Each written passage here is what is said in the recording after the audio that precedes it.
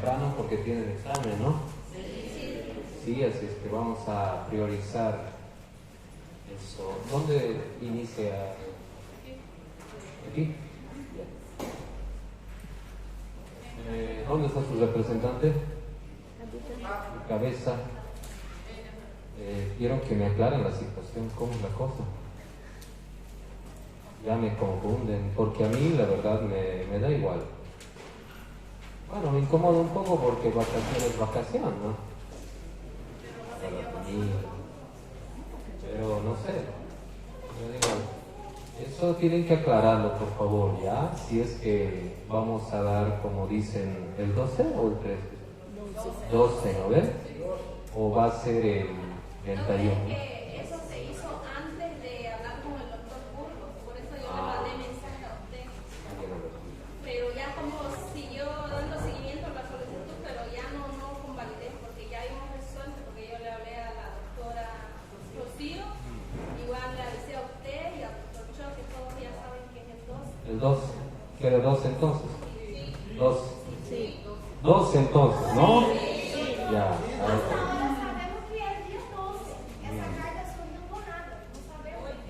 esa carta se hizo antes, hasta se hizo votación en el curso, no yo mandé al curso para ver si estaban de acuerdo que sea no, de está bien. No hay problema, chicos, yo me acomodo. Está bien. Entonces, voy a responder a esa nota, ya, porque tengo que responder. De todas formas, nota que se entrega al inmediato superior a coordinación, siempre tiene que tener visto bueno de coordinadora. Si le han entregado y no dice nada, no vale esa carta. Tiene que poner visto bueno, ¿no? Ya, entonces quedamos en eso. El 12 es el examen de reumato, segundo periodo. Quedamos en eso entonces. Ya. Vamos a empezar este tema que es algo muy interesante y bonito.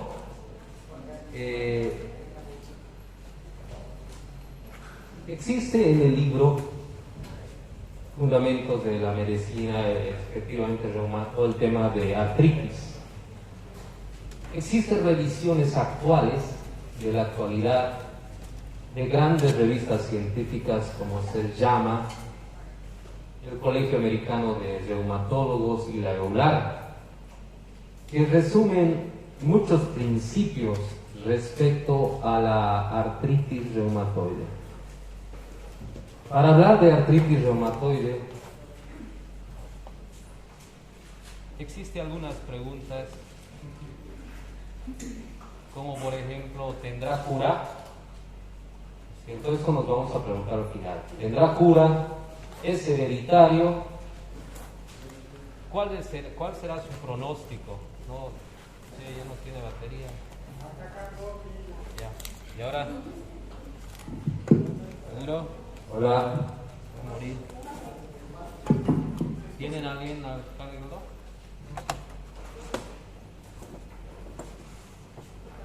La vieja confiable.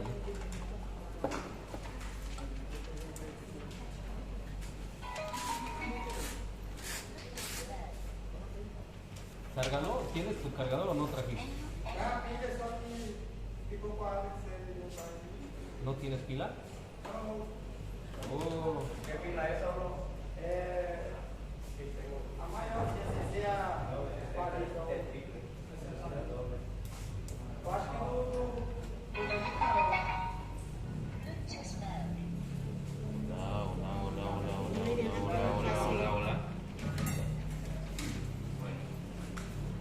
¿Cómo les decía entonces, escuchar? Sí, ¿no? Algo por lo menos.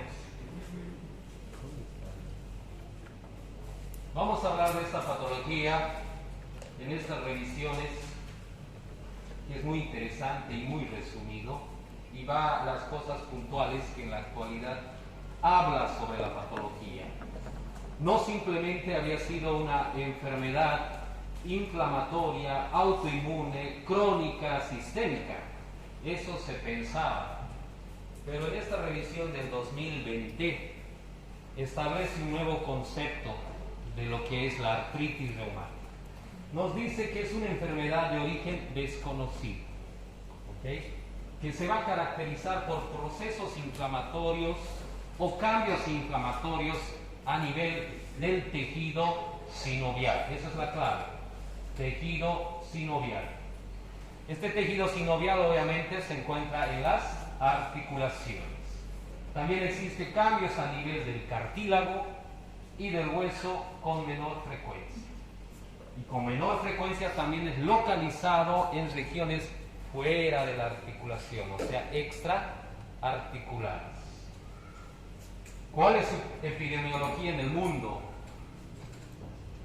Europa, América del Norte, tiene una prevalencia de 0.5 al 1%. ¿Cuál es la relación entre un varón y una mujer? La relación es 2 en 1, o sea, 2 mujeres tienen la enfermedad y 1 también en un hombre. Esa es la relación. Ocurre a cualquier edad, pero la incidencia máxima donde se encuentra es 50 años.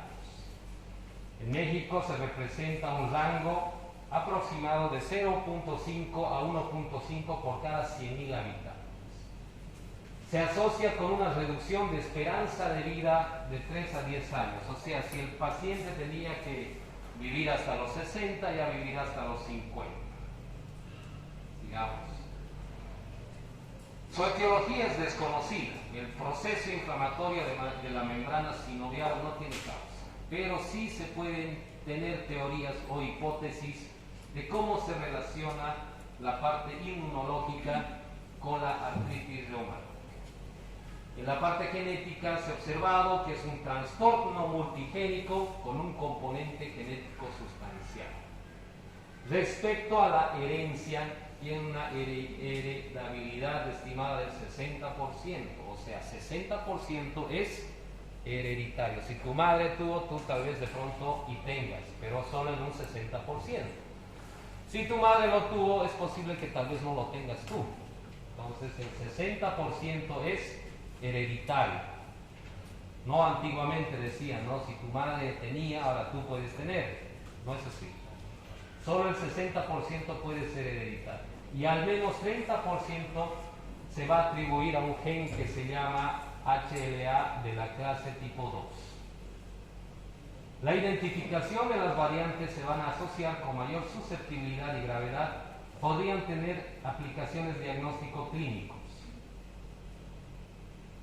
Este es el gen que se ha identificado, que sería el origen de la artritis reumática, el HLA-DR21. Este gen va a estar relacionado con las cadenas alfa-MHC tipo 2, que es el complejo de histocompatibilidad en el proceso de inflamación. A la vez, estas van a ser responsables de la presentación de antígeno extracelular. O sea que la artritis reumática está relacionada con el HLA-DR1. ¿Okay? Se ha identificado este gen, que puede ser el origen de este tipo de enfermedad. ¿Okay? En los estudios que se hacen a nivel genético, se puede observar que los alelos se asocian a esta enfermedad y tienen una forma de 5 aminoácidos llamados epitopo compartido.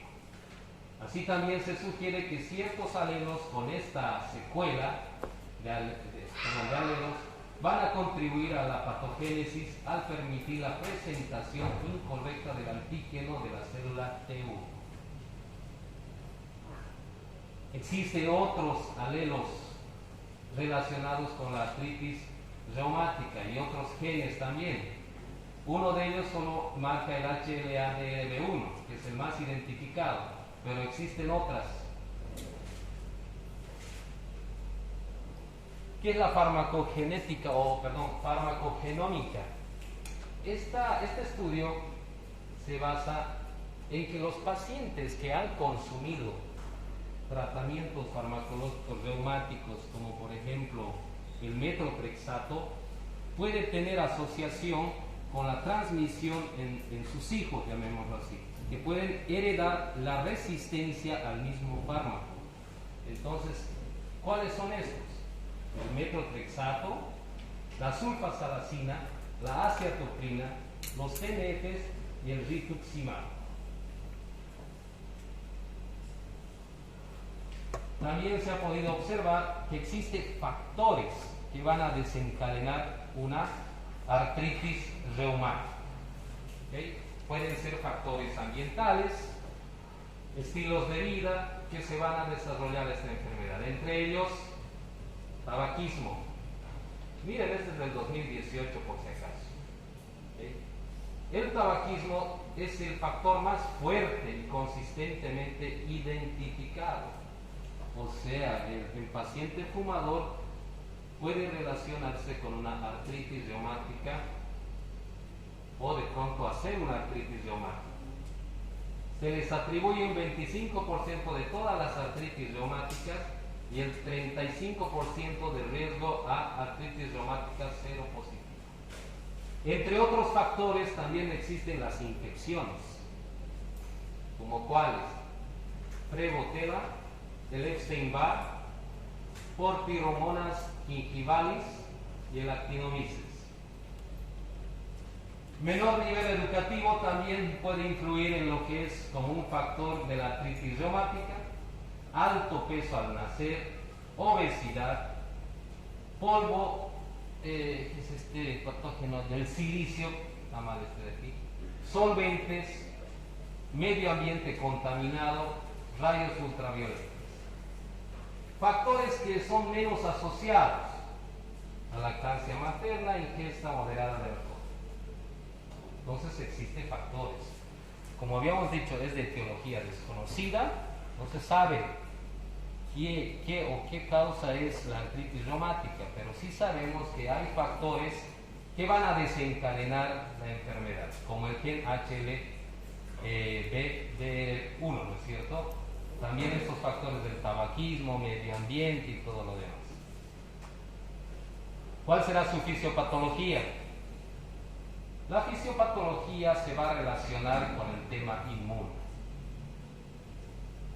A comparación de la artritis reumática, de la artrosis, la artritis reumática es sistémica e inmunológica. La artrosis es de tipo mecánico. Entonces aquí hay una gran diferencia. Se va a relacionar al sistema inmune con el tema inato y adaptativo. En esta correlación va a haber un desfase, va a haber anomalías en la respuesta inmune celular y humoral. De aquí van a aparecer los autoanticuerpos y va a aparecer la cascada inflamatoria que va a realizar una migración de los linfocitos T y B a la región de la membrana sinovial, los cuales posteriormente va a crecer y se va a volver en un panus que es un tejido engrosado de la cavidad articular. Los factores reumatoideos, el FL y el anticuerpo, como ser el anti-CCP, que es el anticitrulinado, se van a modificar. Los mismos se van a alterar. De ahí que va a venir lo que es la citrulinización, la carbamilación y la acetilización. O sea que van a estar relacionados con los anticuerpos. ¿Cuáles van a ser las etapas fisiopatológicas de esta enfermedad? La primera, que va a ser la etapa activa, la etapa de maduración, la segunda, etapa de objetivo y la etapa fulminante o destructiva. Vamos a hablar de la primera, la etapa de activación. Va a ser una respuesta que se va a iniciar frente a anticuerpos anómalos o anormales. Esta aparición de los anticuerpos antipeptídicos citrulinados va a ocurrir como un resultado de esta anomalía o un funcionamiento anormal de los anticuerpos que tienen proteínas citrulinadas. ¿Cuáles son estas proteínas citrulinadas? La fibrina, pimentina, fibronectina, antígeno nuclear de Epstein-Barr, la alfa-hinoxalasa, colágeno tipo 2, histonas. Este tipo de proteínas citrulinadas se encuentra en todo el cuerpo. Como les digo, hay un desfase en el tema de reacción del anticuerpo, y de ahí que van a ser el anticitrulinado elevado. Por eso es sensible. ¿Recuerdan cuando les dije que el laboratorio más específico para detectar artritis reumática era el anti-CCP, ¿no? Es por esto, por las proteínas citrulinadas, tienen una elevación muy fuerte. También se relacionan, como dijimos, el medio ambiente, ya hablamos, lo siento. Vamos a la segunda etapa de la fisiopatología de la artritis reumática. ¿Qué nos dice en esta segunda etapa, que es la maduración? Se inicia en el sitio del tejido linfoide, o sea, en el sistema inmune. Esta va a estar relacionado también con la liberación de autoantígenos a la propagación de epitopos, y se va a iniciar años antes de formar la misma patología. Muchos neoantígenos de anticitrulinados van a activar a esta célula, que es el linfocito T. Este linfocito T va a ser dependiente de lo que es el complejo de histocompatibilidad tipo 2. Posteriormente a esto, en la etapa de maduración, va a haber mayor producción de anticuerpo antipeptídico citrulinado cíclico, pero que va a ser producido por los linfocitos tipo B. Después, en esta etapa de maduración, va a prevalecer lo que se llama el ACPA, como ven aquí en el último, que sería el anticuerpo antiproteína citrulinada, así significa eso.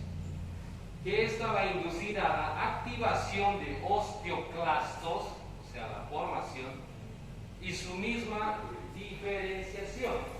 Esta ya es la segunda etapa, que es la maduración. Ahí podemos ver la enzima, el ACPA, en el proceso de maduración. Vamos a la tercera etapa de la fisiopatología de la artritis reumática. Esta se va a caracterizar netamente porque hay un daño estructural en la membrana sinovial. Recordemos que artritis reumática es sinónimo de membrana sinovial, por eso los nuditos se hinchan. Y eso vamos a hablar del DAS 28. En esta tercera etapa tiene que existir un daño de la membrana. Va a haber un comportamiento de esta membrana como una infiltración de leucocitos. Van a aparecer los monocitos macrófagos que se van a infiltrar masivamente a la membrana sinovial. El anticuerpo antiproteína citrulinado, que es el ACPA, puede mejorar la actividad del factor de necrosis tumoral y las NFs, produciendo la mayor cantidad de monocito y macrófago. La activación de los monocitos por parte del anticuerpo antiproteína citrulinado va a hacer la liberación de la interleuquina tipo 17. Y vamos a ver la importancia posterior de esta interleuquina. Posteriormente, las células dendríticas van a inducir a la diferenciación de las células tipo T. Posteriormente, en esta tercera etapa, que es de objeto en el daño sinovial, las células T, CD4 más las efectoras van a mantener el proceso inflamatorio crónico de la membrana. ¿Okay? Este es el proceso fisiopatológico número 3. Ya va el último, el proceso fisiopatológico 4, la etapa fulminante. ¿Vieron cómo va a ir destruyéndose poco a poco la membrana sinovial con un proceso inflamatorio? Hay una cascada inflamatoria, hay enzimas, hay complejos de histocompatibilidad. Aquí ya vamos a ver que la membrana va a contener gran cantidad de macrófagos. Estos macrófagos van a ser derivados de la médula ósea y los sinoviocitos. Estos sinoviocitos son similares a los fibroblastos, o sea, quiere decir que son reparadores y formadores, no son destructores, por ejemplo. Las células sinoviales que van a estar en el interior de la membrana van a secretar lo que llamamos el ácido hialurónico y también la lubricina, que va a servir para fortalecer y lubricar y dar mejor funcionamiento a la articulación. Aquí las citocinas y las proteínas inflamatorias van a producir una disfunción de los sinoviocitos. ¿Qué quiere decir? El sinoviocito está funcionando bien. El tipo 1 y el tipo 2, o como lo llaman A o B, funcionan espectacularmente, están nutriendo, lubricando, pero aquí ocurre un desfase. Con la inflamación crónica y permanente y prolongada producida por las citocinas y las proteinasas, va a hacer que se produzca mayor cantidad de líquido, y eso se va a llamar como derrame. Y ahí que van a ver que los nuditos se encuentran hinchados.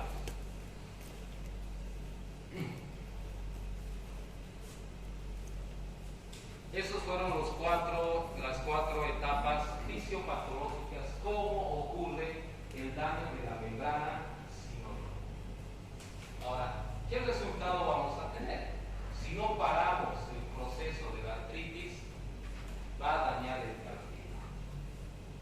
Muchas veces el paciente ya llega con deformidad articular más artrosis. Artrosis provocado por el desgaste. Aquí vamos a ver en el daño del cartílago que la membrana sinovial, disculpen, va a quedar con hiperplasia, con un daño muy importante del cartílago. A eso se va a llamar como panus. ¿Saben qué es panus, no? Es esa membrana sinovial que creció bastante. También el daño articular aparecen las famosas proteínas o enzimas que se llaman metaloproteinasas. Estas metaloproteinasas son enzimas que muchas veces promueven la formación del colágeno tipo 2.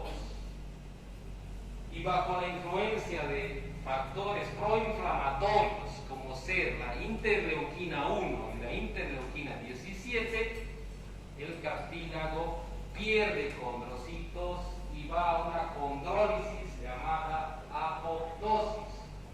O sea que se lo va a comer el cartílago articular.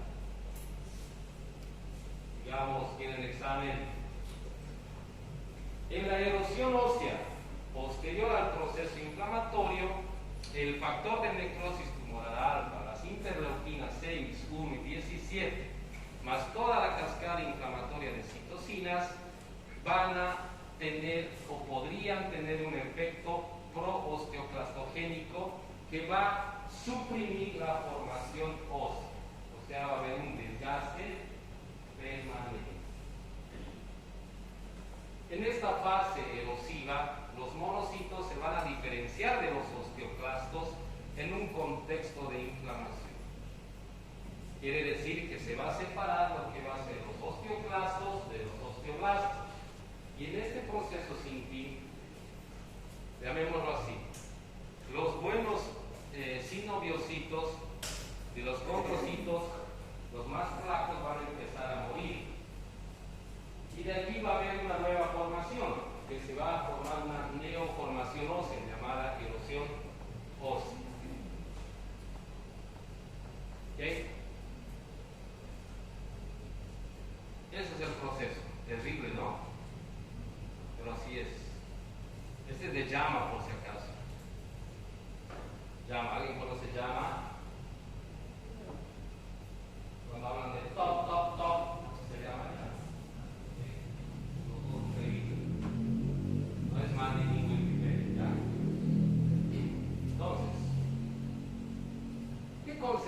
consecuencias a nivel sistémico extraarticular va a tener la artritis reumática. Como es una enfermedad inflamatoria sistémica, va a elevar el riesgo de eventos cardiovasculares por el proceso inflamatorio constante. Las citocinas van a aumentar la activación endotelial, cerrando el lumen vascular. Y este va a coadyuvar a la formación de las placas ateromatosas, o sea, a cerrar el conducto o el lumen, ¿cierto? En este afán de cerrar los conductos, va a haber una disfunción vascular, no va a haber una oxigenación. Y al no haber una oxigenación, están como ustedes, están durmiendo, no está llegando sangre a la cabeza, ¿no es cierto? Aquí va a haber fatiga, va a haber alteración de la función cognitiva reducida por esta formación de placas. ¿Ya? Entonces, también va a producir trastornos o enfermedades en el pulmón de tipo inflamatoria o fibrótica.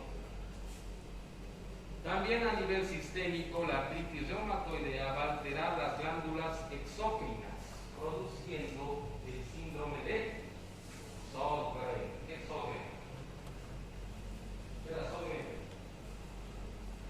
¿Qué era Sjögren?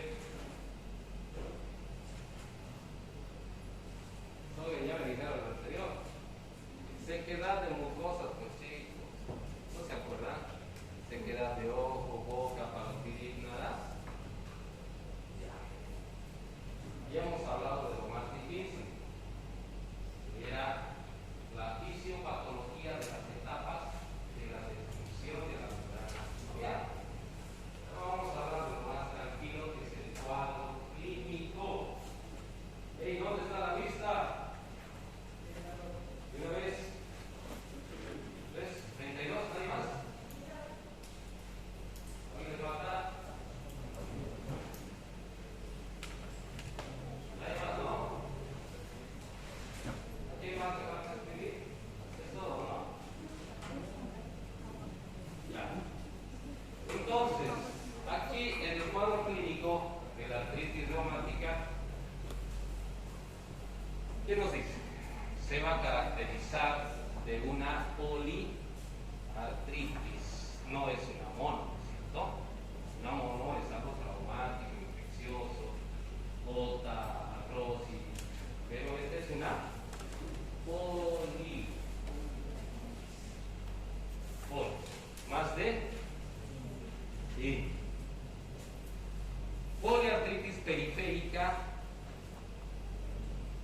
simétrica, que tiene que estar en dos lados, sí o sí, derecha e izquierda, no puede estar solo en un lado. Si es un lado, es otra cosa.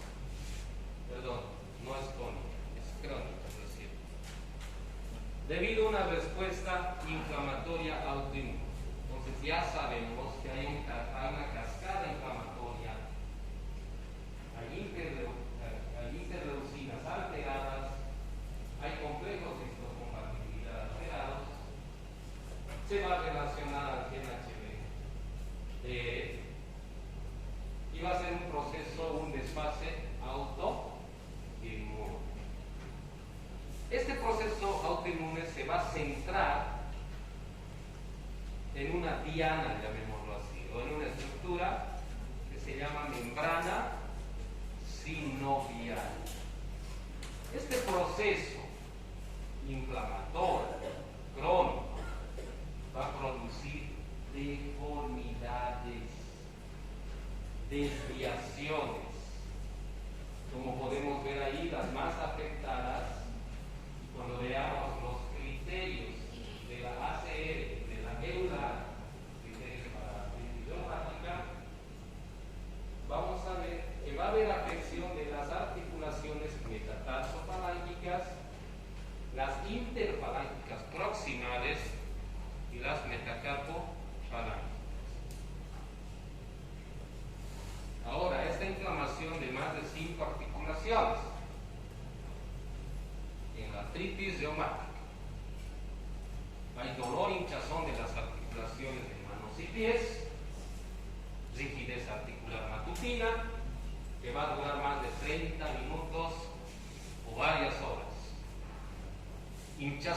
en este caso es blando, o sea, es suavito, es blandito. Tú tocas las articulaciones, es blando. No es un nódulo duro. Cuando es duro hablamos de artrosis, o sea, toca su articulación y es suave, es blanda. Es un proceso inflamatorio crónico. En la artrosis es distinto. Él es duro y la rigidez en la artrosis igual es más grueso. En la artritis es más fino. ¿Okay? Este hinchazón va a ser producido por la inflamación de la sinovia, sinovitis, que va a tener un proceso de derrame, una disfunción de los sinoviocitos que van a producir más líquido. Como dice ahí, en caso de que la hinchazón sea dura, hablamos de osteoartritis, o sea, artrosis. Es duro, es artrosis. No hay otra cosa. El edema se centra en la articulación, no en todo el dedo. El dedo se ensalchicha, dice, ¿no? Ahí hay una imagen. Rara vez va a afectar a las interfalángicas distales. Eso es principal. Eso es importante. Raras veces afecta a la interfalángica distal. Y si afecta a las distales, puede estar asociado a una artrosis. Vamos. El examen físico. Bueno, vamos a palpar las articulaciones dolorosas, tumefactas, de las pequeñas, medianas y, si es posible, grandes articulaciones. Un ejemplo de una mediana articulación.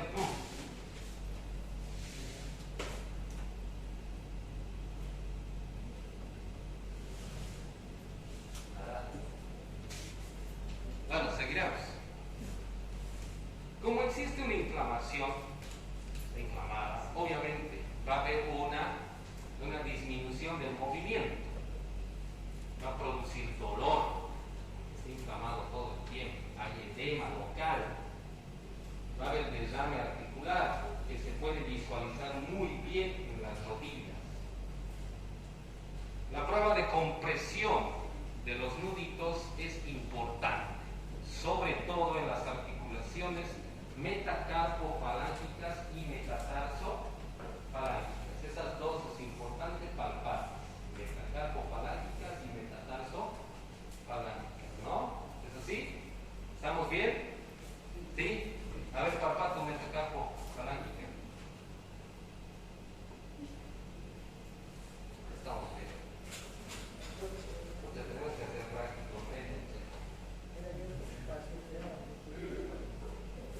Esa, muy bien. Esa tienes que tocar. Me falta un punto, tocar tu metacarpofalángica. No. Así, ¿no ves? Aquí podemos observar la palpación inconjunta de estos módulos, ¿no? La metacarpofalángica y la metatarsofalángicas. La tenosinovitis en el cuadro clínico actual. Vamos a encontrar simultáneamente en forma inicial de poliartritis. Más que todo es afectado en el tendón del flexor cubital del carpo. Toquen a ver su hueso pisiforme. ¿Conoce su pisiforme, no? ¿Conoce el pisiforme o no? A ver.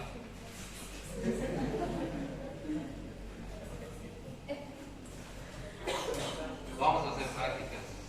Sí o sí, segundo, tercero vamos a hacer ya. Pasen el punto. Es el colmo.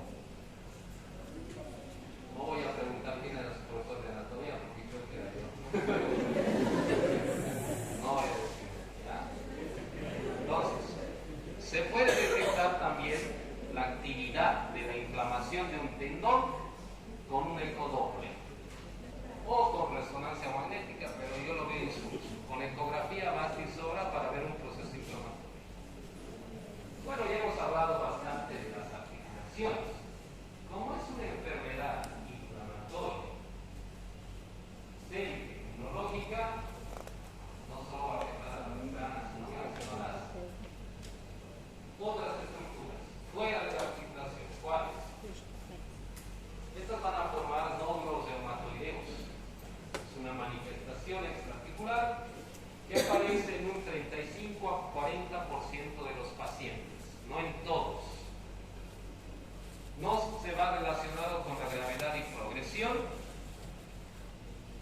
Y estos nódulos van a ubicarse sobre todo en lugares de presión. ¿Qué lugares de presión conocemos? ¿Dónde están apoyando el banco ahí? En el olecranon, ¿no es cierto? En el core, el antebrazo, dedos, espalda, región sacra y en la parte de los talones. Ahí. No todo nódulo es ojo, esas gotas, no es nódulo reumatoideo. Ahí vamos a ver.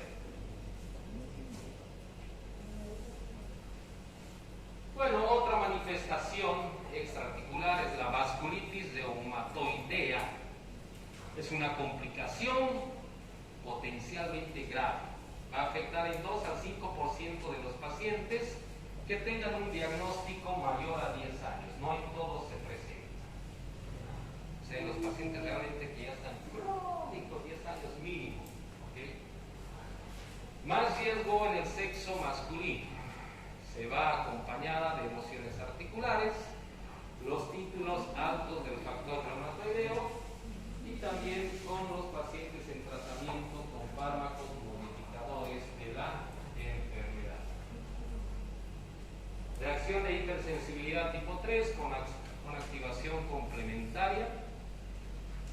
Afecta a cualquier órgano, pero la piel en un mayor a 90%. Vasculitis de pequeños vasos, aparece petequias, púrpuras que son diseminadas, muchas veces se parecen vesículas, producen urticarias. Ahí. Entonces encontramos en pacientes ya que tienen la enfermedad mayor a 10 años, no en todos, no es frecuente. ¿Por qué aparecerá la vasculitis? Tiene que ver con la artritis reumática vasculitis.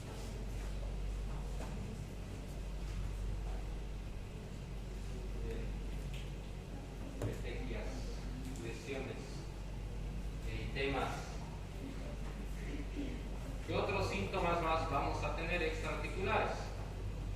Fatiga, dolores musculares, pérdida de peso, fiebre y depresión. ¿Por qué se deprime? ¿Por qué un paciente se deprime?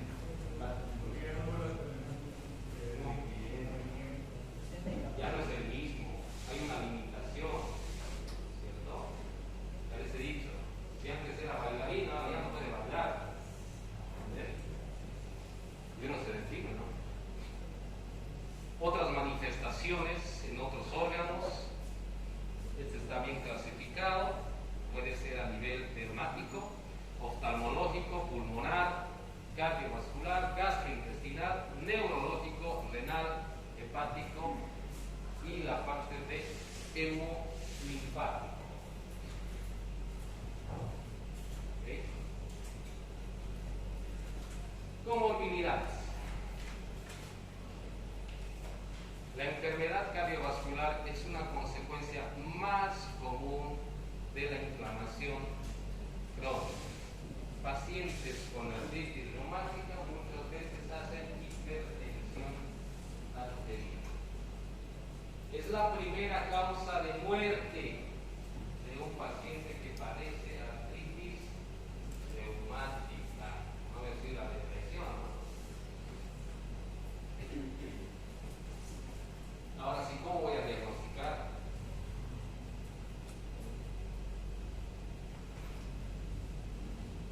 Por lo menos quiero que sepan esto. Esta es la clasificación o criterios de clasificación para artritis reumática del 2010, que es avalado por el Colegio Americano de Reumatólogos y por la Neumlar. Es para médicos generales o especialistas que no son en las ramas reumáticas. Y tengan por seguro que voy a preguntar uno de estos criterios o va a haber un caso clínico que va a realizar con estos criterios. ¿Okay? Los criterios, ¿en qué se basan? Criterios de entrada, o sea, un paciente tiene que tener por al menos una articulación inflamada. Esa inflamación, que es la sinovitis, no tiene que tener causa, o sea, su causa es desconocida. Ese criterio ya es de entrada. Entre otros, la afección de articulaciones, ahí tiene su puntaje. Los laboratorios, como el factor reumatoideo, el anticuerpo antipeptídico citrulinado cíclico, reactantes de fase aguda, que vemos ahí el PCR y el BCG, la duración de los síntomas, si es menor a 6 semanas o es mayor a 6 semanas. Este criterio tiene una sensibilidad del 82% y tiene una especificidad del 61%. No es tan específico, pero sí te llega al diagnóstico. ¿Okay?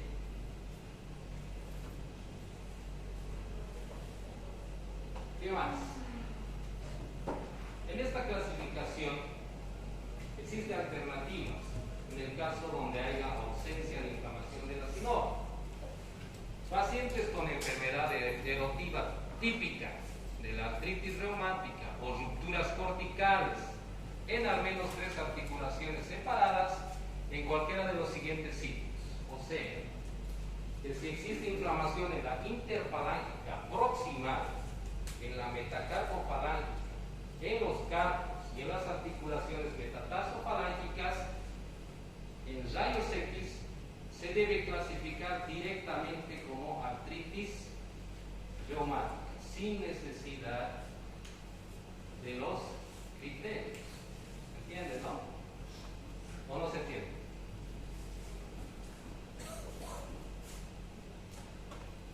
¿Qué más necesitamos?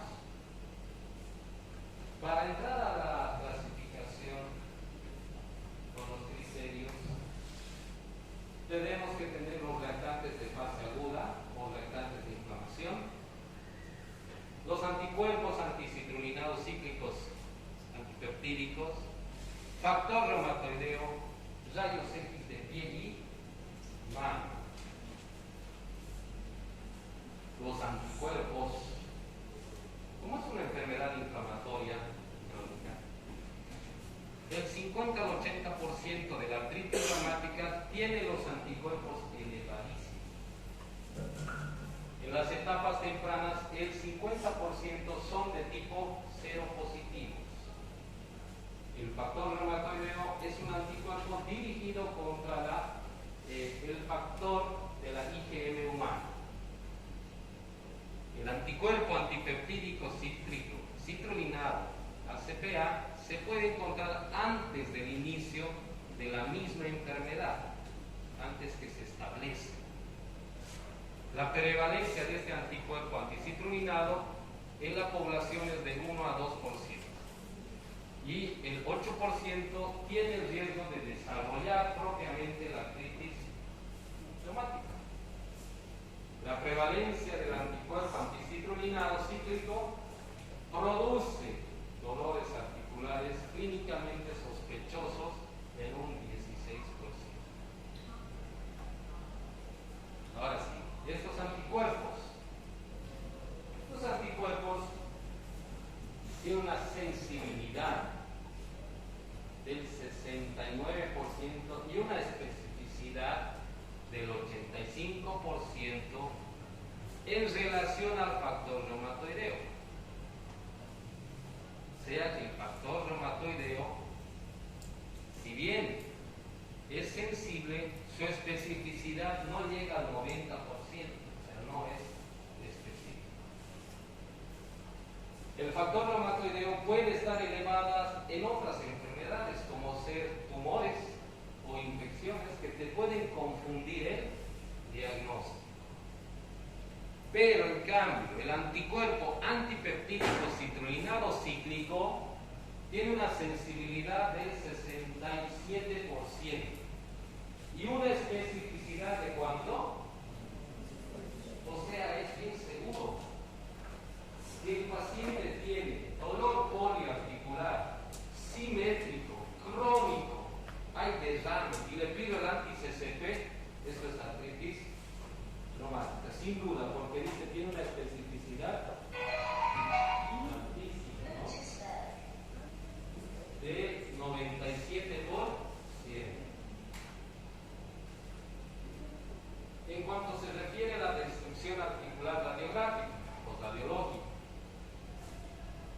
considera un sello distintivo de la artritis reumática. Existen erosiones óseas, o sea, neoformaciones, ya que hay el examen, y pérdida del cartílago, o sea, hay una disminución del espacio interarticular. Factores de riesgo para mayor destrucción ósea es presencia de autoanticuerpos y aumentos de... Ya no hay batería. El otro, no hay batería ni en el... No. Ahí vemos una placa normal. Miren el proceso destructivo en una radiografía. Un espacio interarticular metacarpofalángica normal. Ya está existiendo un proceso destructivo. Este es leve, artritis reumática leve. Cuando ya va a ser el moderado, ya hay neoformaciones y destrucciones, pinzamientos articulares. En articulación metacarpofalángica, y vean también aquí en la región carpiana. Ya en la severa existe destrucción, pinzamiento, y ya en la terminal ya pues anquilosis, ¿no? Deformidad, se desvía la mano, hay una desviación cubital y una desviación radial, muchas veces de predominancia radial. Y como dice, en la placa tenemos que ver una disminución del espacio articular, erosión ósea, subluxación de la articulación, anquilosis, subluxación o mutilación de la misma articulación. Otros métodos para diagnosticar artritis reumática es la artrocentesis. ¿Qué es la artrocentesis? Aquí. ¿Qué es la artrocentesis, jóvenes?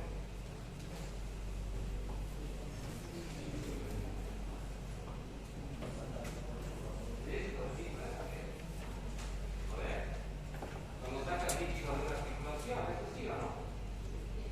Puede ser terapéutico o diagnóstico.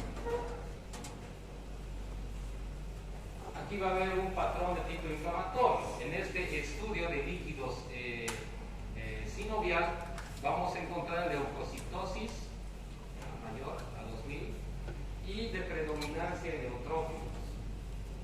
En un Doppler, cuando hacemos una ecografía, vamos a ver una hiperemia sinovial, vamos a ver erosiones tempranas que no se pueden observar fácilmente en los rayos X.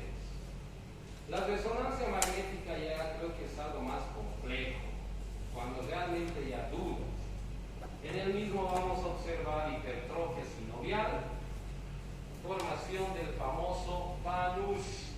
¿Qué era panus?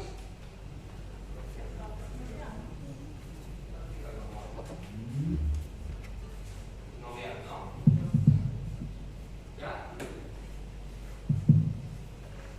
Si no descargar esa batería, ya voy a estar afónico.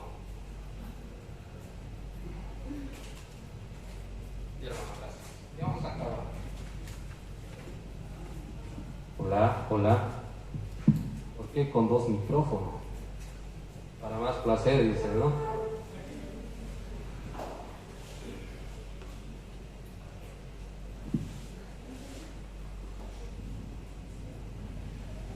¿Cuál es el diagnóstico diferencial? Nos faltan 5 minutos, ya nos vamos a ir a las 6.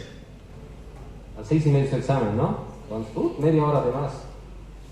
Diagnóstico diferencial. ¿Con qué me puedo confundir la artritis reumática? Artritis reactiva. ¿Sí? ¿Por qué razón? Porque la artritis reactiva hay un proceso inflamatorio intestinal, ¿okay? Por eso. Y también es poliarticular o oligoarticular. Se puede confundir. Otra es la osteoartrosis. También, creo que la osteoartrosis es el que más se acerca a lo que yo confundir con artritis. Artritis infecciosa, ¿es cierto? Puede ser bacteriana, viral. Enfermedades de tejido conectivo, como lupus, Se puede, aunque no tenga la característica de las alas de mariposa, ¿no? Se puede confundir. Y la artritis indiferenciada, que no entra en ninguna de las clasificaciones. De todos estos, con el que más me confundo es con la osteoartrosis. Y con la osteoartrosis tengo que hacer mi diagnóstico diferencial. Han debido ver algunos esquemas donde dice artritis versus artrosis, dice, ¿no? Es la clásica, es lo que un médico general tiene que saber diferenciar. Como les dije, su gran parecido con la osteoartrosis es, en la artrosis es una artritis degenerativa, no es inflamatoria. Entonces, existe, esta degeneración es por mucho movimiento, tensión, sobrepeso o algún trauma que haya sufrido. También la rigidez es menor a 30 minutos. En la artritis es mayor a 30 o más todavía, 1 hora pues. En la artrosis el dolor empeora con el uso y alivia con el reposo. En la artritis reumática es lo contrario, empeora más bien con lo que es el reposo. ¿No ven? El patrón diferente de afección articular, ¿sí? Uno es monoartrosis y el otro es poli muchas veces. Les digo, si duele una rodilla, tengan por seguro que puede ser una artrosis. Y si duele las dos, es una artritis, hay una diferencia, por eso dice de articulación. En la artrosis va a afectar cadera, rodilla, columna cervical, columna lumbar inferior, espalda baja. Afección de interfalángicas distales, de predominio en la articulación carpo-metacarpiana, o sea, la risartrosis, ¿no? Del primer dedo pulgar. Ahí está la diferencia ahí, para que no se aburran, ahí está en el esquema. ¿Dónde específicamente duele en la artritis reumática y dónde duele en la artrosis? Por eso cuando un paciente con artritis reumática, pueden observar ahí que no le duele la espalda. Miren a ver donde dice artritis reumática, miren su espalda baja. ¿Está marcado? No. ¿Y en la artrosis? Sí. ¿No ve? Entonces estos son los lugares principales. Otro que me llama la atención. En la artritis el tobillo. Duele el tobillo. En la artrosis no duele. ¿Cierto? Pues hay diferencias. La mano, por ejemplo, en osteoartrosis, carpo metacarpiano del primero, se puede observar. Mientras que la artritis reumática, los carpitos están afectados, no solo una articulación como en la artrosis. Este esquema es bonito, muy práctico, para diferenciar. Y si le preguntas el tiempo de rigidez, si es poli, es fácil de reconocer. No ha sido tan difícil la artritis reumática, ¿no? Y podemos ver, esta es una foto de Netter, muy bonito, donde ve las deformidades básicamente. Ojal del pulgar, desviación cubital de las articulaciones metacarpofalángicas, deformidad en cuello de cisne. Terrible, ¿no? Ahí. Otra diferencia. Con la artritis psoriática también se puede confundir, con el lupus eritematoso sistémico también. Seguiremos, quiero terminar esta parte. Actividad de la enfermedad. Estamos entrando a lo que es la universalización y la globalización, ¿no ve? Donde todos tenemos que tener internet, todos tenemos que saber manejar las redes, porque es así, no somos nativos, ¿no? Como ciertas personas ya nacieron agarrando el celular, no, nosotros hemos llegado y nos tenemos que adaptar a la realidad. Para eso se ha creado el DAS 28. El DAS 28 es un formulario, llamémoslo así, pero ahora lo han digitalizado, donde básicamente te ve los niveles de actividad de la artritis reumática. Es un sistema de puntuación basado en el número de articulaciones afectadas, la cantidad de inflamación, los laboratorios que vas a ingresar, que son los factores de reactantes agudas, la sensación de bienestar que va a tener el paciente. Ahí lo vamos a ver. Es este, el DAS-28. Yo les voy a pasar a los que están en la lista de aquí, los que han venido, ¿ya? Para que me hagan y me llenen este formulario y me pongan su nombre arriba, donde dice name, ¿no? Ahí, su nombre, y van a llenar todo esto. Y van a simular que tienen artritis reumática. No puede salir bajo eso. Si sale bajo, no han entendido el tema, ¿ya? Es simple, le das una cliqueada, aquí aparece, por ejemplo, le preguntas al paciente o vas haciendo las palpaciones y vas pintando. Y te va saliendo la numeración. Estos son los sensibles y estos son los inflamatorios. ¿Ok? Tender sensible, ¿no es cierto? Inflamatorios. Entonces, son los nódulos articulares tumefactos y los otros son los dolorosos. Y luego le metes los complementarios, que va a ser la velocidad de eritrosedimentación, esto está en inglés, ESR está en inglés, ¿ok? Y el CRP, que es el PCR en español, ¿no? Entonces, tu laboratorio más le ingresas y sacas el nivel de actividad que el paciente te relata. Estoy con 10, estoy con 9, y aquí aplicas clic y aquí te va a salir el resultado. Es facilito, ¿no? Que viva la globalización, ¿no?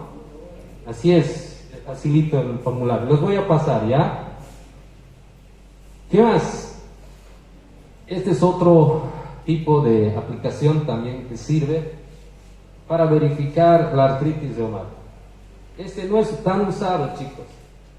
El DAS-28 es el más usado. ¿Qué significará DAS-28? 28 viene de 28 articulaciones, por si acaso. Bueno, ¿qué más? ¿Ya? Oh, gloria a Dios. Bueno, ya vamos a terminar. Ya viene solo tratamiento. Ya los principios del tratamiento. Vayan a su examen. Tranquilo, chao. Bateria já tava pouca também. Vamos comprar fibra. Acho que deixou na bolsa do lado. E aí vem a bateria.